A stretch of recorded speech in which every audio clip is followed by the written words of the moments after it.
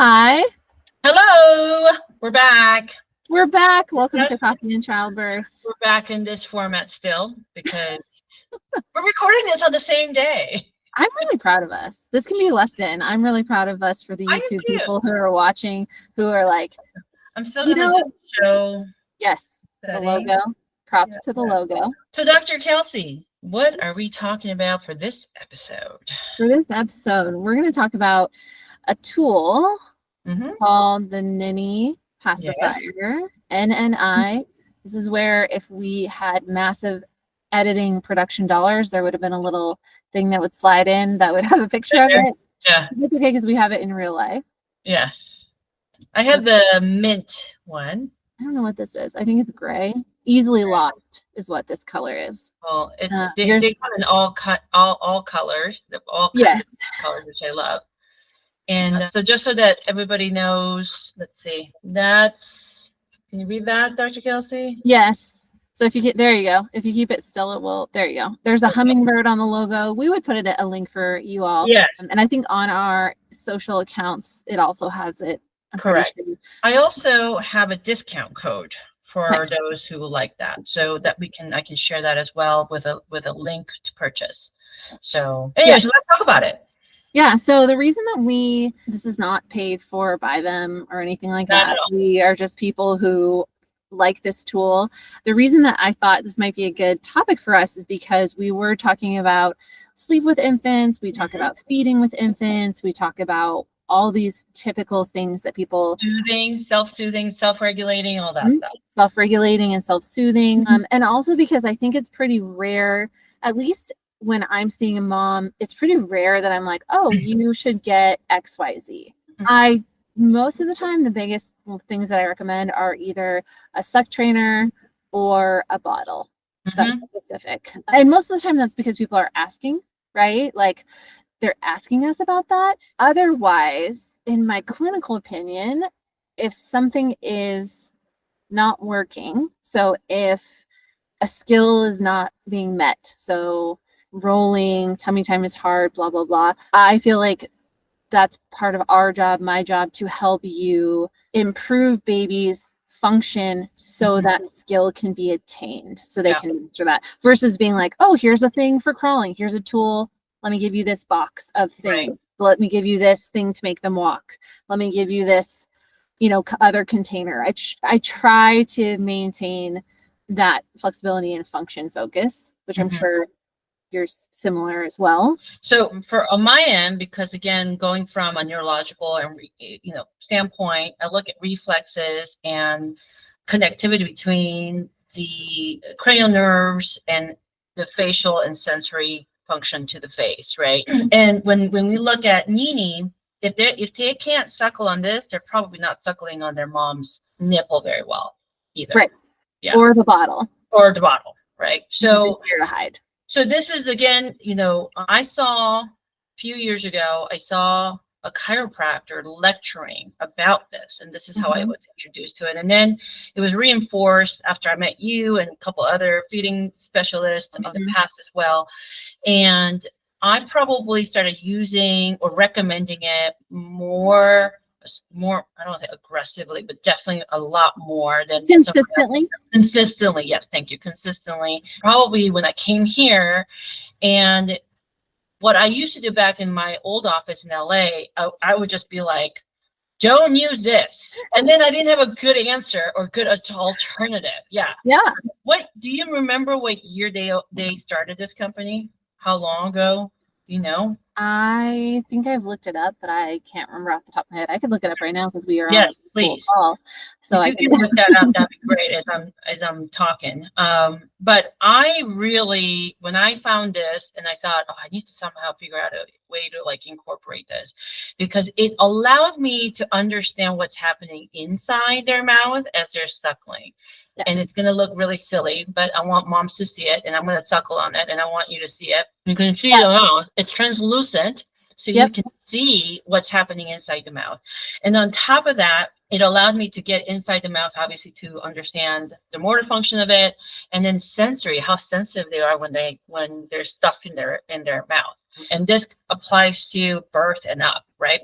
Yep. And we can talk about a few other pacifiers, but the biggest problem is just trying to evaluate what's happening in their mouth, obviously, like as early as literally birth, right? Right.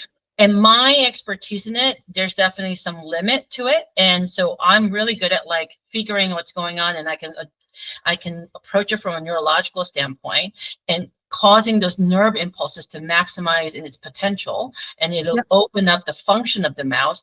But then there is a need for external training to happen from the outside as well, because it's like having, an adult patient who's paralyzed, right?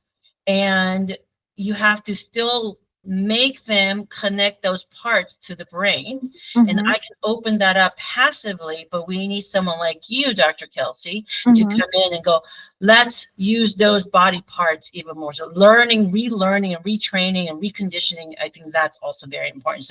So I love this. I mean, I love it so much for my first year babies. Yeah. So when I looked it up, it was March of 2021. Okay. So they are a fairly new company. And when I think I had seen it through another physical therapy provider who's a feeding specialist. And then I actually I went and did her in person. Yes, I remember that. Yeah, where I was there for three days. It was in New Jersey, and it was great working with her. But what was interesting was like you had said, the concept of we can passively open something, but then we have to actually put it into transfer learning and into practice. And so these are one of the most challenging. I definitely won't lie. This is a challenging tool, but most of the time, what I see a high percentage of the time is that if we are accommodating and we're utilizing this in practice, it becomes easier for them. I think that also the other challenge is like, it definitely is not a quick fix. Yeah. So most of the time I'm like, they're probably going to have a hard time with this. And I will show you how I would support them doing that. And then a lot of times it is cheek support, underneath the chin support. So like in the soft spot of the chin, it is doing some warm up prior to that. It's doing some of those exercises internally in the mouth to get that going. So it's not always like a simple, you get this, and then everything's great. Everything's great. It really is work to challenge that. But most of the time, then what I see is that they can utilize that when they're practicing a new skill. So like we're practicing rolling. Right. We're having a hard time. We're going to actually utilize support through the mouth and the jaw while we're going through that challenging time. Usually rolling is like the only time. Oftentimes once they get out of that, they're not wanting that. But then I still would go back to actually using like a teether when we're working on something hard, or there is oral input that can help support the baby learning the skill. Right. And I think a lot of times there is like, I'm really surprised you suggest a pacifier. And I'm like, well, I call it a suck trainer.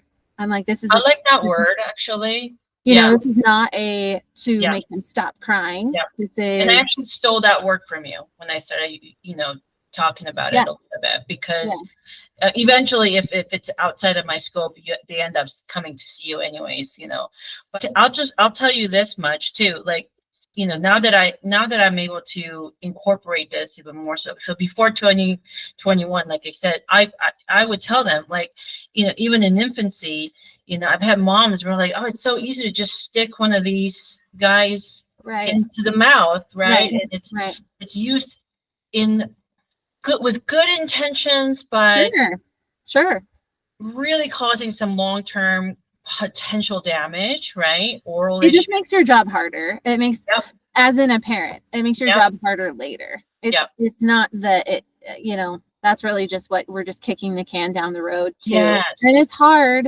I'm not saying it's easy per se, but like you had said, being able to say, okay, how are they actually utilizing this effectively? And if they're not, that's kind of a yellow flag to understand why. Even orthodontics, so like shape wise, this is why we prefer to use this, so the Ninni over something like, is that the right There we go. Something like the one that you have. Yeah. You can see it next to each other. Yep. So this one is more cylindrical and straight. There's not necessarily a shoulder. So like with a bottle, they're talking about like we want to have a shoulder on that nipple as well. And then the end. So then the teat basically is what they would typically call it. So that's where something can be like, you know, it could be claimed as orthodontic or something like that, even where this looks like kind of a lipstick tube where it's, I wish I had that other one that I had, but you know what I'm talking about, where there's like it's shaved off at the end basically, or there's like that shape. So that's something that I always try to remind parents of, the fact that yes, it could say it's orthodontic, but it actually may not be supporting. That's a whole other debate, I think, maybe where that term came from, but this is closer to being breast-like, or even the challenge of it being softer and having to mold, like you said, holding that. Those are the things that we like. Can you show the other one in your hands, how the consistency and the firmness? So this one's a little, this one, what is this one? This one is from, this is the one I used with Hudson for a little bit. I think it's through Even Flow actually. Okay.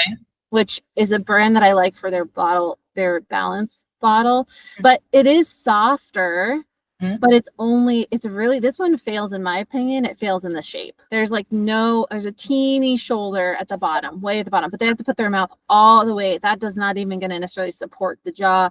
It's not going to support the tongue in doing that, because everything over here is thinner. So also, so I mean, when you say shoulder, just so that our audience understand, that's the areola of the mother's nipple, right? Yeah. So it's areola. Like this part of it, and then this is where technically that's why it's like the teat versus the nipple. Yeah. Which is something that I even had to learn in that feeding, is like really what's happening here, why we're doing it that way. Yeah. And I think, you know, so when you go back to the other one, I think you said it was the Even Flow as well. Yeah. Look how long, you know, look how long that is. And so imagine as an infant where that bulb, it's very bulby, right? I don't know what it feels like, so I don't know how soft it is compared to the Ninni. It's pretty soft. Pretty soft. Yeah. Okay. It's not like thick. Some of those orthodontic ones are like thick.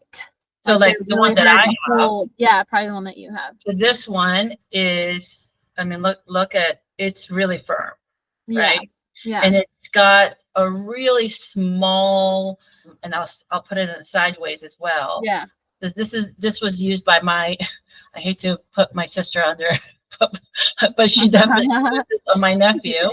And when I saw it, I was like, oh, but you can see how, let me see. You can see how narrow that is that way. And then when I turn it, how wide that is there. Yeah. And so, and there's nothing to grab onto. It's like a teardrop. Yeah. It's like it's just exactly a teardrop. Yeah.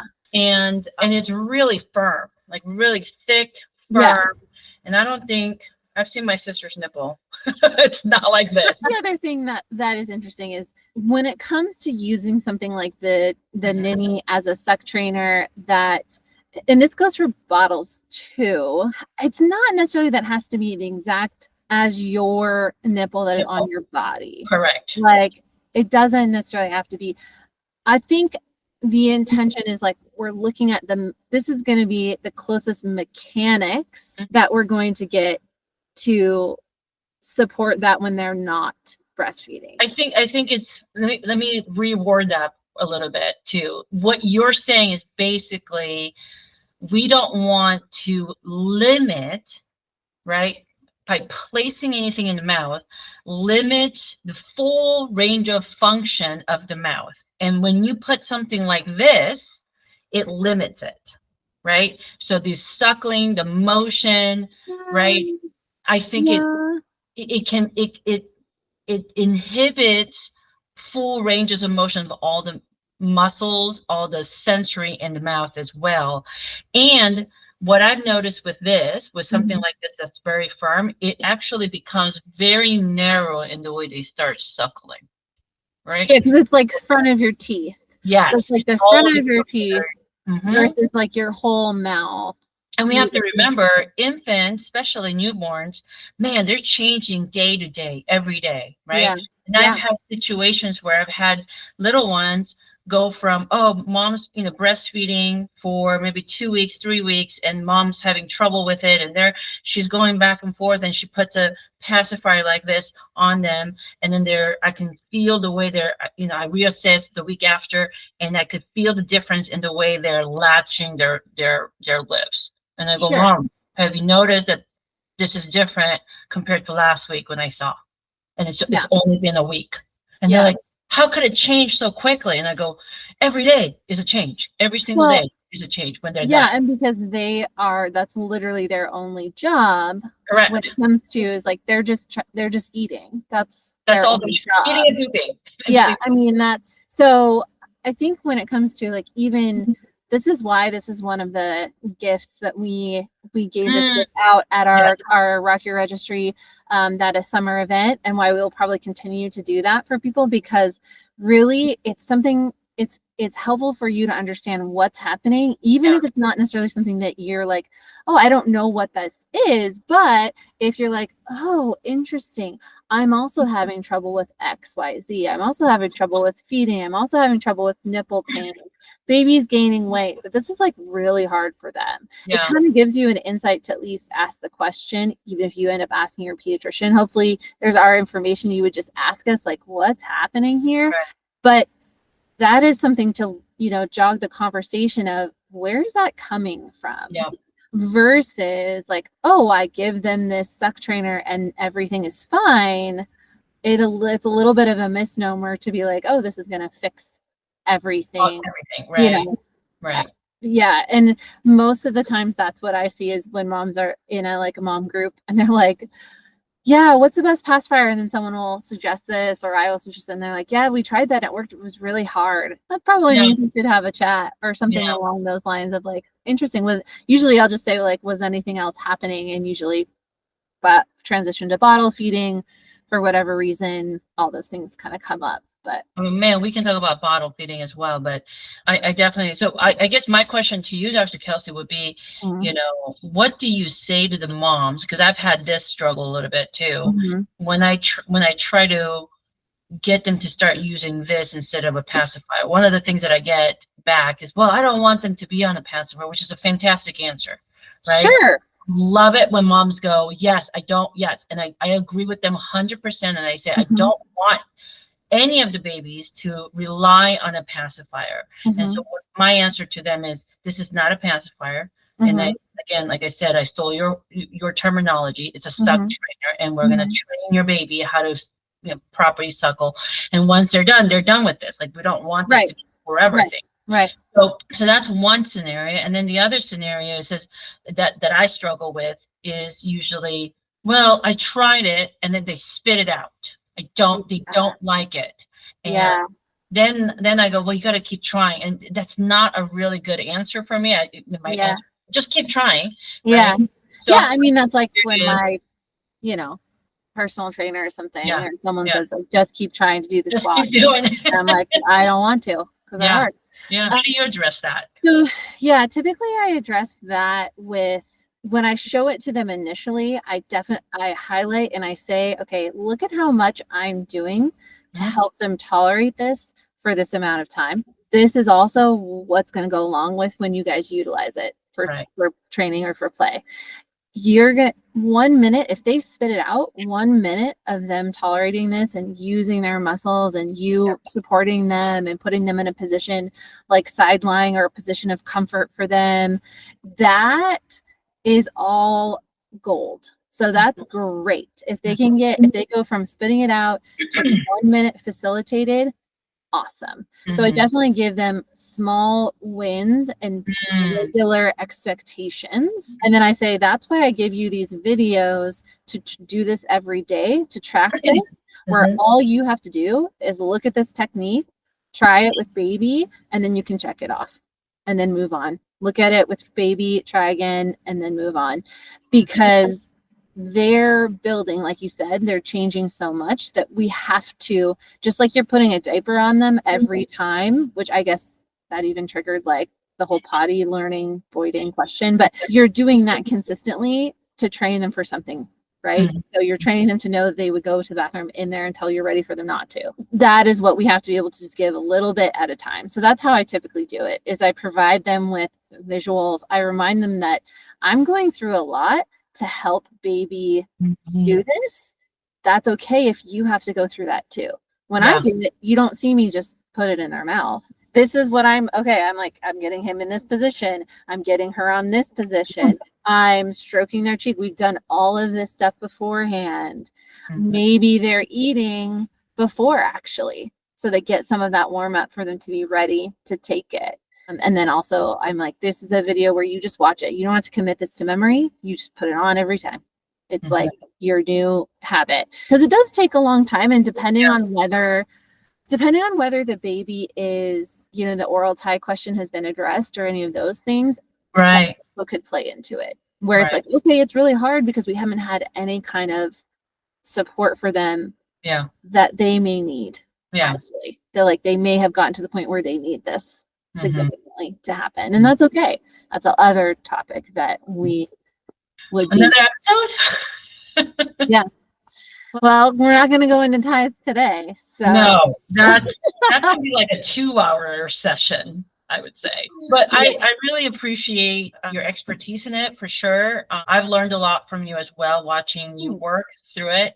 I think the big thing for me is making sure that the kiddos are, you know, have a really well working nervous system so that they can do things such as, you know, an exercise routine that I don't care if they're newborns or 5-year-olds or 15-year-olds. So their neurology has to be right. So even this is properly used, obviously. So anyway, so I really appreciate that. Is there anything else, Dr. Kelsey, that you want to mention when it comes to, you know, the Ninni or...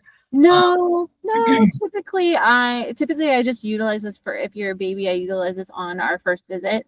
Even if we have torticollis, I'm kind of like, okay, how do we demonstrate this to you? Because they're having a hard time. So if you see me with this, it's kind of like my secret weapon or support to be an extra hand. Yeah. So that baby can be working on that. I can be working on other things together. So, but yeah, I'm excited. Like I said, this is one of the rare tools that I think we consistently recommend. Yeah. And I think it can kind of demystify some things for people of like, oh, why?